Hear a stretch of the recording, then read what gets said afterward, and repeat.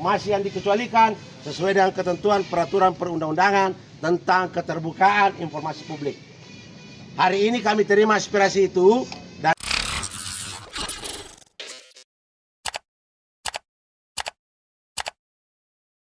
standar nilai, semua punya standar nilai terkait 3 komponen penilaian itu, kemudian menjadi akumulasi.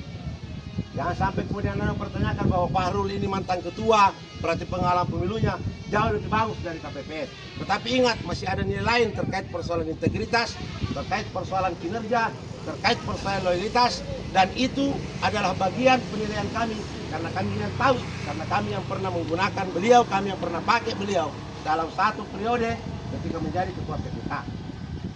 Dan itu yang perlu saya sampaikan. Sekali lagi terima kasih atas kedatangannya. Dan jika rekaman perhatikan, maka pertimbangan 30% tetap juga menjadi pertimbangan kami. Tapi yang lebih kami utamakan adalah kompetensi dan kemampuan mereka.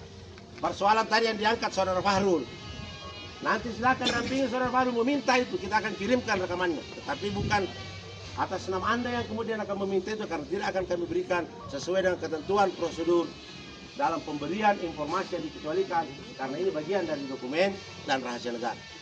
Saya kira itu yang bisa saya sampaikan kepada saudara-saudara. Tidak adanya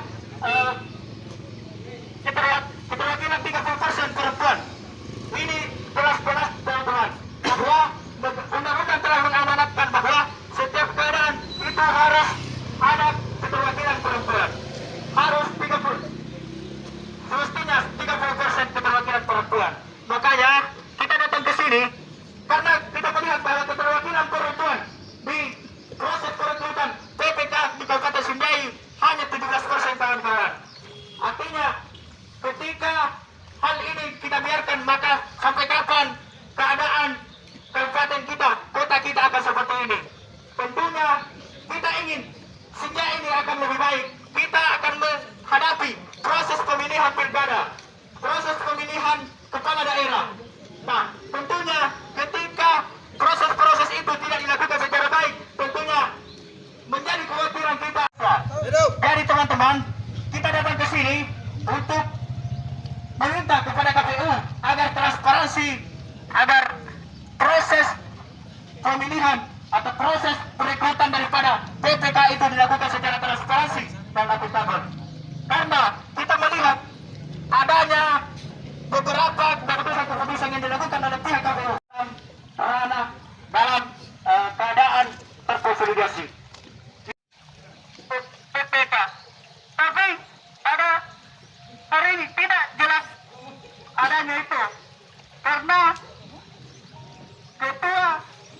mantan ketua PPK yang ada di Pulau 9 yang memiliki CAT tertinggi pada tes PPK tidak memiliki wawasan, memiliki rekam jejak, rekam kerja yang bagus, tapi maupun 10 besar dia tidak masuk. Mungkin untuk mengatur ritme pergerakan saya akan ke orasi selanjutnya. Atas selanjutnya. Wawancara kepada KPU Sinjai. Karena apa?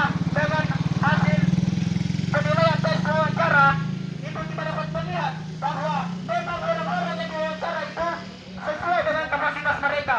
Orang-orang yang diluluskan itu sesuai dengan kapasitas mereka.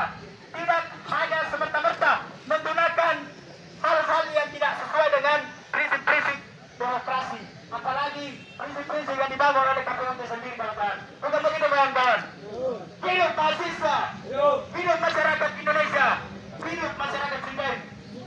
Untuk menjaga ritme gerakan, saya kembalikan ke orator selanjutnya.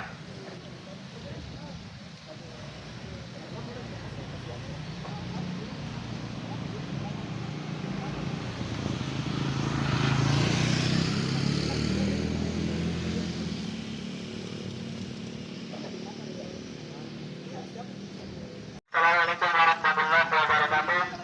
Hidup mahasiswa, hidup masyarakat Sinjai.